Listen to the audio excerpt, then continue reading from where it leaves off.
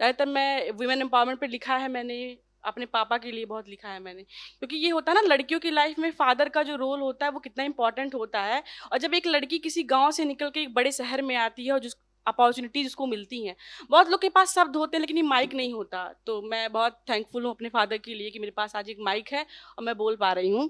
तो कुछ लाइनों से मैं शुरुआत करूँगी और बोलूँगी कि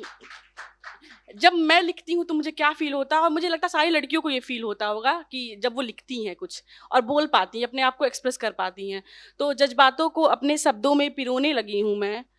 जज़्बातों को अपने शब्दों में पिरोने लगी हूँ मैं, अपने कलम को आशा की स्याही में डुबोने लगी हूँ मैं।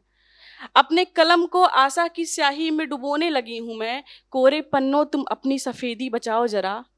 कोरे पन्नों तुम अपनी सफेदी बचाओ जरा, देखो निडर होकर लिखने लगी हूँ मैं, देखो निडर होकर लिखने लगी हूँ।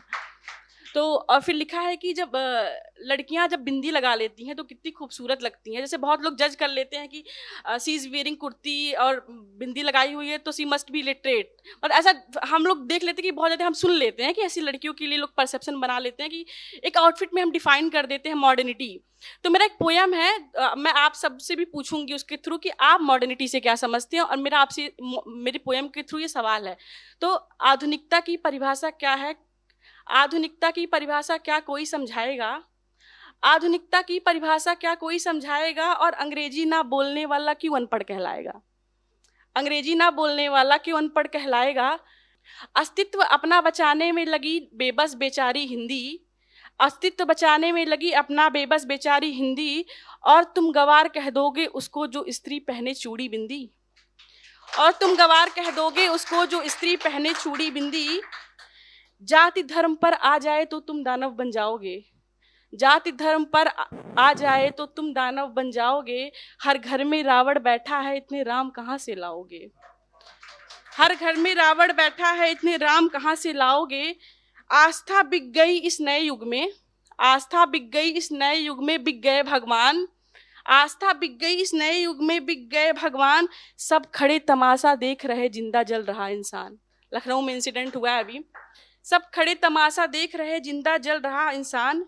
संस्कृति सभ्यता सम्मान बचा लो, संस्कृति सभ्यता सम्मान बचा लो समय अभी है शेष, संस्कृति सभ्यता सम्मान बचा लो समय अभी है शेष। और यदि महाभारत ही इसका समाधान है तो, यदि महाभारत ही इसका समाधान है तो सुनो पांचाली तुम खुले रहने दो केस। उसके बाद फिर जैसे बिंदी पे बात की तो आप लोगों ने सुना होगा कि निधि नरवाल की बहुत फेमस लाइन है कि ये झुमका उसकी पसंद का है ये बिंदी उसे पसंद है, ये झुमका उसकी पसंद का है ये बिंदी उसे पसंद है, लोग पूछते हैं सबब मेरी अदाओं का मैं कहती हूँ उसे पसंद है। तो उसी तर्ज पे लिखा है मैंने कि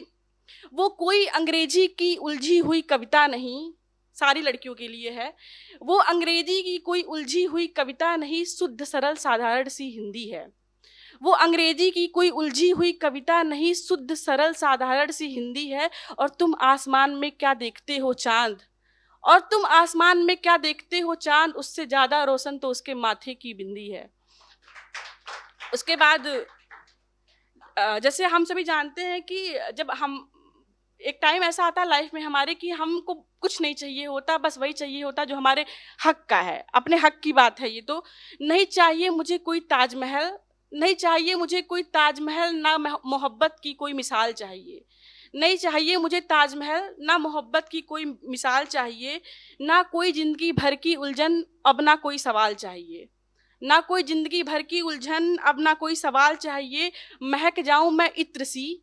महक जाऊं मैं इत्र सी, बस एक खूबसूरत ख्याल चाहिए। और हाँ एक उम्र गुजार दी है मैंने तसल्ली से, एक उम्र गुजार दी है मुझे तसल्ली से, पर अब जो मेरा है मुझे हर हाल चाहिए। उसके बाद जैसा मैंने कहा कि मैंने वुमेन एम्पावरमेंट पे बहुत लिखा है, तो एक लिखा है कि जो मेरी वॉइस नहीं है, मुझे लगता है बहुत सारी लड़कियों की वॉइस है जो बोल नहीं पा रही हैं, तो उस पर लिखा है कि मुझे कलम दो मैं लिखना चाहती हूँ, मुझे कलम दो मैं लिखना चाहती हूँ, दुनिया की भीड़ से अलग दिखना चाहती हूँ, मुझे कलम दो मैं लिखना चाहती हूँ, दुनिया की भीड़ से अलग दिखना चाहती हूँ। एक बेखौफ नाविक हूँ, एक बेखौफ नाविक हूँ, मौत का भला भय किसे, एक बेखौफ नाविक हूँ, मौत का भला भय किसे, मैं उन तूफानी लहरों से लड़कर उस पार उतरना चाहती हूँ। मुझे कलम दो मैं लिखना चाहती हूँ, दुनिया की भीड़ से अलग दिखना चाहती हूँ। एकमात्र सूक्ष्म पौधे तक सीमित नहीं, मात्र सूक्ष्म पौधे तक सीमित नहीं, मैं एक विशाल वृक्ष बनकर उभरना चाहती हूँ और कलियों सा जीवन अब मंजूर नहीं।